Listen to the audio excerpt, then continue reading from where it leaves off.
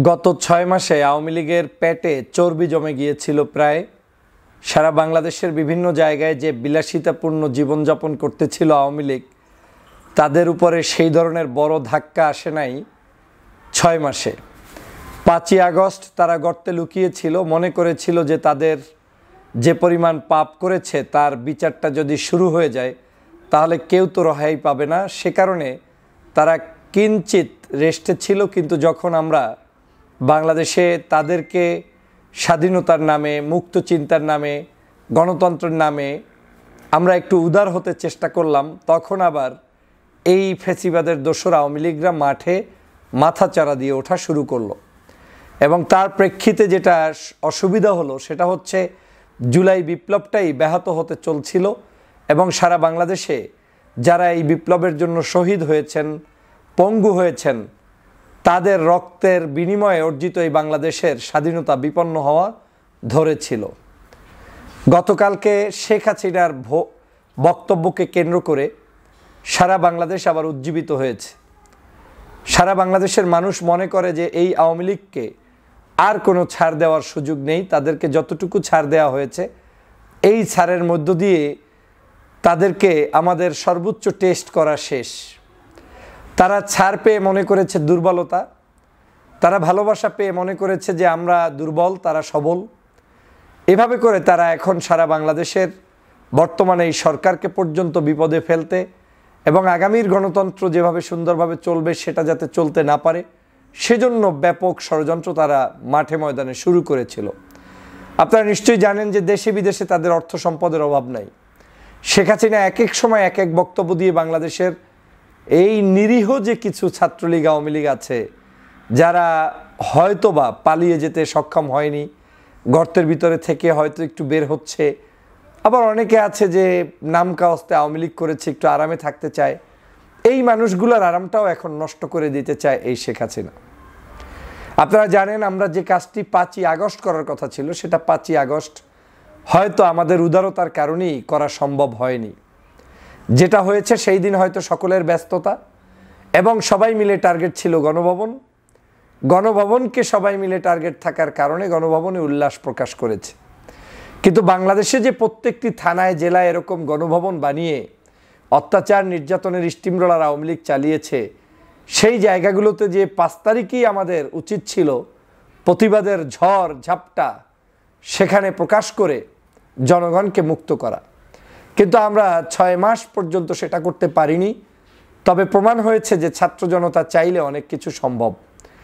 আজকের এখন যে বিভিন্ন জায়গায় আওয়ামী লীগের দোসরদেরকে যে কোনো মূল্যে পরাস্ত করার জন্য বাংলাদেশের সাধারণ ছাত্র জনতা উজ্জীবিত হয়েছে, এখান থেকে একটি মেসেজ পূর্ণাঙ্গ ক্লিয়ার যে আগামীর রাজনীতিতে এই আওয়ামী লীগের কোনো স্থান বাংলাদেশে নেই।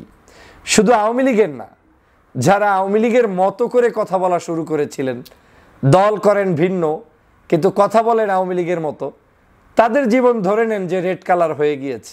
এ দিয়ে আর বাংলাদেশে রাজনীতি ওই ব্যক্তি বিশেষ করতে পারবে না যারা ইতিমধ্যেই বাংলাদেশের স্বাধীনতাকে বেচা বিক্রি শুরু করেছেন, যারা ইতিমধ্যেই বাংলাদেশের মুক্তিযুদ্ধের পক্ষের বিপক্ষের শক্তি বানানোর চেষ্টা করেছেন। এই রকম ব্যক্তিবিশেষ যারা করেছেন তারা যে আদর্শের, যে দলের, যে মতেরই হন না কেন, শেখ হাসিনার আদলে কথাবার্তা হওয়ার কারণে আপনারাও এখন রেড জোনে চলে গিয়েছেন। তো আগামীর বাংলাদেশ এই ভদ্র, সভ্য, সুশীল, শিক্ষিত, মার্জিত, ভদ্র আমাদের এই ছাত্র সমাজেরই বাংলাদেশ। আমরা প্রমাণ করতে পেরেছি এই বাংলাদেশে সকল ধরনের নৈরাজ্যের অবসান ঘটিয়ে একটি সুন্দর বাংলাদেশ গঠন করব এবং সেই প্রত্যয় এখন আওয়ামী লীগের দালাল এবং দুষ্ট চক্রের লোকদেরকে দমন আমাদের বিক্ষুব্ধ জনতা করেছে এবং তারা আগামী দিনেও যে কোনো ধরনের ষড়যন্ত্রের মোকাবেলা করতে প্রস্তুত আছে বলে আমি মনে করি। দেখেন, আমরা অনেকেই মনে করি যে এই আবার 6 মাস পরে এ ধরনের কি কার্যক্রমেতে লাভ কি ক্ষতি কি। প্রথম কথা হচ্ছে, এখন পর্যন্ত আমাদের জুলাই বিপ্লবের পরে এই বিপ্লবী কোনো সরকারের প্রতিনিধি সরাসরি শেখ হাসিনার মতো বক্তব্য দিয়ে বলে নাই যে ঘর বাড়ি আগুন ধরিয়ে দাও, পুড়িয়ে দাও, শেষ করে দাও, ভেঙে চুরে চুরমার করে দাও, একটার বদলে আর একটা তুলে নিয়ে আসো, শেষ করে দাও, গুম করে দাও, খুন করে দাও, এই নির্দেশনা কেউ দেয় নাই। এই দেশে শেখ হাসিনা একমাত্র নেত্রী যিনি সংসদে দাঁড়িয়ে এ ধরনের সরাসরি হুঙ্কার দিতেন। এখন চিন্তা করে দেখেন, একজন হুঙ্কার দেওয়া নেত্রী যে জঘন্যতম আচরণ বাংলার জনগণের সাথে করেছে, সেটার যে রিপ্লাইটা হওয়ার কথা তার জন্য, তার 1000 ভাগের 1 ভাগও এখন পর্যন্ত জনগণ দেখায়নি। কারণ বাংলাদেশের যারা বিরোধী মতের এতদিন রাজনীতি করেছে, বিশেষ করে বর্তমানে এই ছাত্র জনতা সহ যারা আছে, এরা কেউ আওয়ামী লীগের মতো খুনি নয়। কিন্তু আজকের আমাদের এই আন্দোলনকে নিয়ে কেউ কেউ আবার অতিরিক্ত বুদ্ধিজীবী টাইপের মানুষও মাঠে ময়দানে নেমেছে, যারা এই আন্দোলনটাকে বিভিন্নভাবে প্রভাবিত করতে চায়। আমি মনে করি এই বুদ্ধিজীবীরা বাংলাদেশের যেই সময় বুদ্ধি বিক্রি করা উচিত সেই সময় তারা ঘুমিয়ে থাকে, যে সময় প্রয়োজন নেই সেই সময় তারা অতিরিক্ত রেডে বিদেশি কোনো সংস্থার এজেন্ট হিসেবে এই কাজগুলো করে থাকে। বাংলাদেশে একটা জিনিস মনে রাখতে হবে, এই আওয়ামী লীগ মুগুর ছাড়া যায় নাই, এই আওয়ামী লীগের দোসররাও মুগুর ছাড়া যাবে না। সাপ সাপই, সাপের সন্তানরাও সাপ। এটাকে ভাবতে হবে, এটাকে অন্য কিছু ভেবে বসে থাকলে হবে না।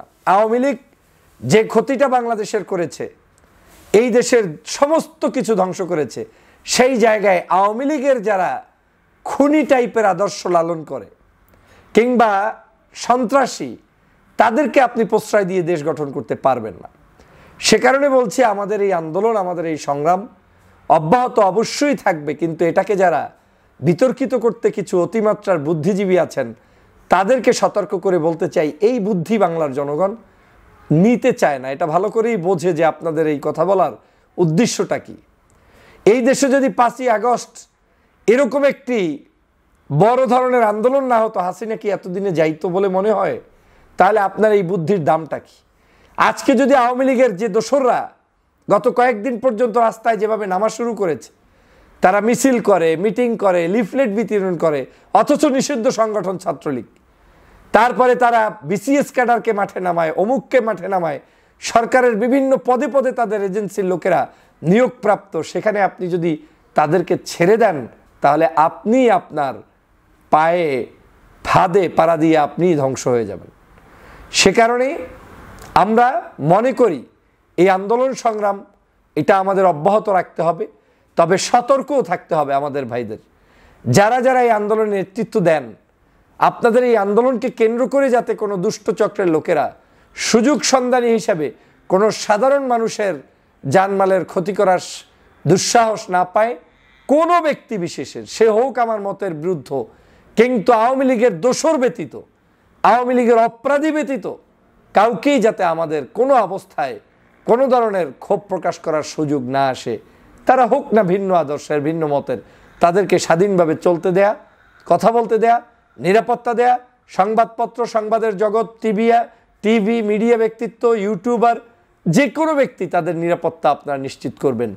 আপনি এখন থেকে যে কোনো অপরাধীকে পাবেন, আইনের হাতে সোপর্দ করে দিয়ে, আইনের মাধ্যমে তাদেরকে বাংলাদেশের আপনার আইনের কাছে সোপর্দ করে দিয়ে তাদের বিচার নিশ্চিত করবেন।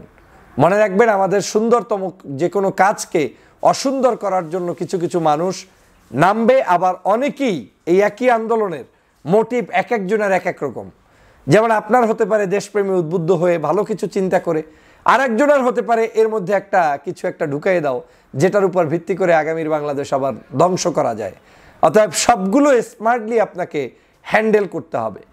এই স্মার্টলি হ্যান্ডেল না করতে পারলে ওই আওয়ামী লীগ কিন্তু এই দেশটাকে শুরু থেকে জঙ্গিবাদ বানাতে চায়, এইটাকে হুজুরদের রাষ্ট্র বানাতে চায়, ইসলামিক পিপলদের ছবি তুলে তুলে বিভিন্ন দেশে দিতে চায়।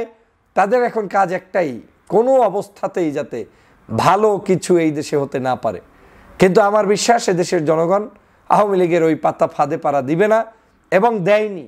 আগামী দিনেও আমরা কখনোই এদের ফাঁদে পাড়া দিব না। আমরা ভালোভাবে দেশটাকে এগিয়ে নিয়ে যাব, সমাজটাকে এগিয়ে নিয়ে যাব, এবং আমরা এই বাংলাদেশের সুন্দরতম একটি রাজনীতি উপহার দিব, গণতন্ত্র উপহার দিব। সেই প্রত্যাশা ব্যক্ত করছি। ভালো থাকবেন। আল্লাহ হাফেজ।